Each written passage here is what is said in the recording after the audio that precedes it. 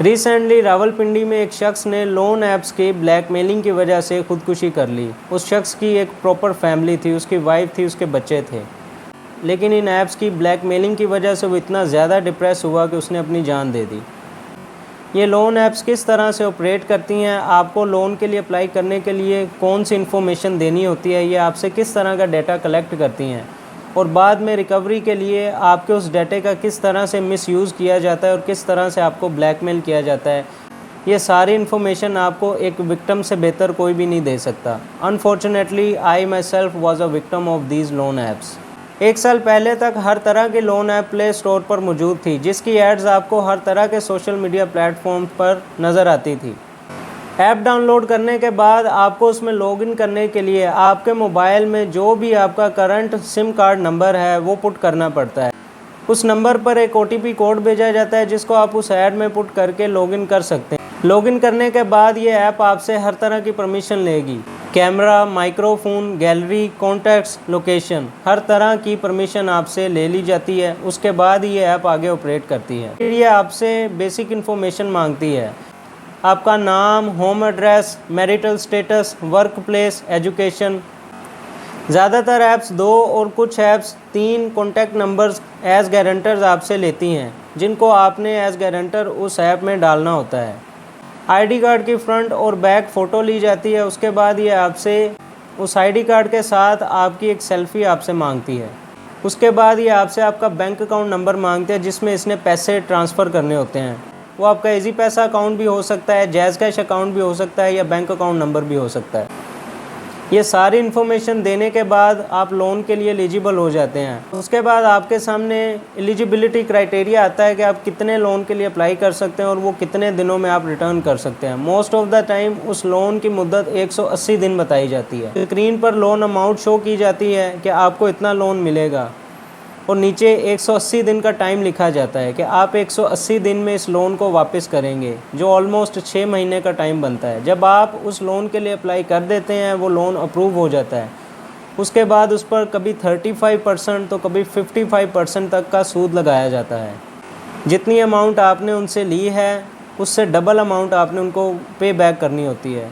और ट्विस्ट यहाँ पर आता है कि वो अमाउंट आपने 6 महीने में नहीं बल्कि 7 दिन में पे करनी होती है। इसी तरह का स्कैम मेरे साथ हुआ। लोन अमाउंट आ रही थी, उसके नीचे 180 दिन का टाइम आ रहा था। जब मैंने लोन के लिए अप्लाई किया, उसके बाद 7 दिन का टाइम आया और डबल से भी ज़्यादा अमाउंट मैंने उनको पे बैक करनी थी। फिर ये ऐप्स आपको 7 दिन की बजाय 5वें दिन कॉल करेंगी। मुझे भी इसी तरह से कॉल आई। 5वें दिन इन्होंने मुझे कॉल की और कहा कि आपने हमसे लोन लिया है, वो वापस करें और अभी के अभी वापस करें। जब आप इनके नुमाइंदे से आर्गूमेंट करते हैं तो उनको कोई तमीज़ और तहज़ीब नहीं होती। ये आपसे बदतमीज़ी करने लग जाते हैं, आपको गालियाँ देने लग जाते हैं।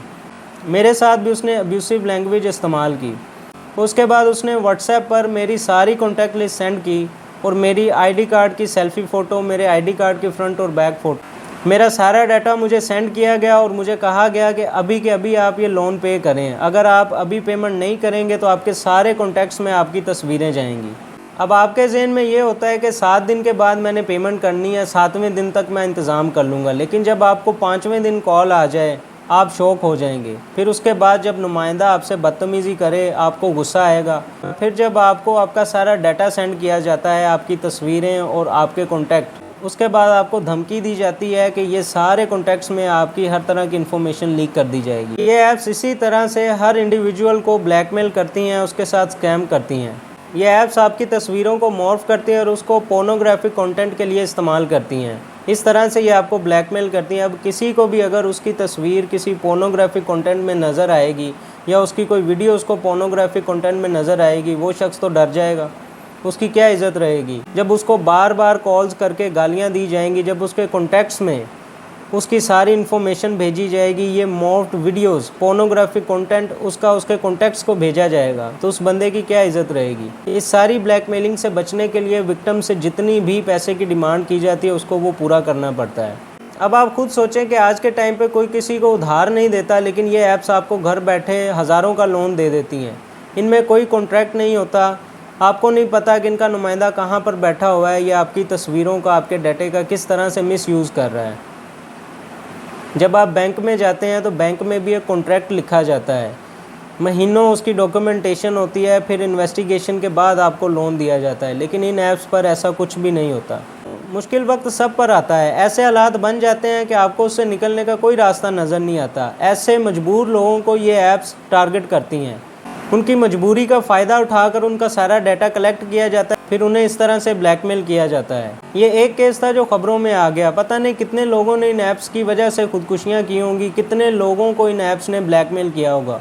एक गैर मकबूल लोन ऐप पर 50,000 से 10 लाख तक लोन एप्लीकेशन जाती हैं हर दिन। अब आप खुद अंदाज़ा करें कि जो ऐप्स मशहूर है, जिनकी अभी भी सोशल मीडिया पर एड्स चल रही हैं और जो प्ले स्टोर पर अभी भी ऐप्स मौजूद हैं, उन पर एवरी डे कितने लोग अप्लाई करते होंगे। उनका तरीका वारदात भी ये है, वो भी इसी तरह से स्कैम करती हैं। ऑलमोस्ट 2.5 करोड़ से ज़्यादा लोग इन स्कैम ऐप्स के विक्टिम्स बन चुके हैं।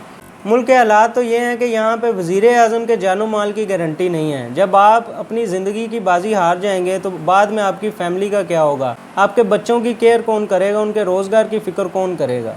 वैसे तो पीटीए इतना एक्टिव इदारा है कि वो टिकटॉक और यूट्यूब को सेकंड्स में बैन कर देता है, लेकिन 1.5 साल से ज़्यादा अरसे से ये स्कैम ऐप्स इस मुल्क में ऑपरेट कर रही हैं। करोड़ों लोगों को ये अपना शिकार बना चुकी हैं। इसके बावजूद अभी तक पीटीए को इनके स्कैम नज़र नहीं आते। एफआईए, पीटीए और गवर्नमेंट इन ऐप्स के स्कैम को रोकने के लिए क्या इकदाम कर रही हैं? लाइफ में कभी भी पैसा कमाने का कोई शॉर्टकट नहीं होता, कामयाबी का कोई शॉर्टकट नहीं है। इसलिए इन ऐप्स का शिकार ना बने और कभी भी इन ऐप्स को डाउनलोड ना करें। किसी को जब भी अपनी ज़िंदगी ख़त्म करने के थॉट्स आएँ तो उसे अपनी फैमिली के बारे में सोचना चाहिए। उसे सोचना चाहिए कि उसके जाने के बाद उसकी फैमिली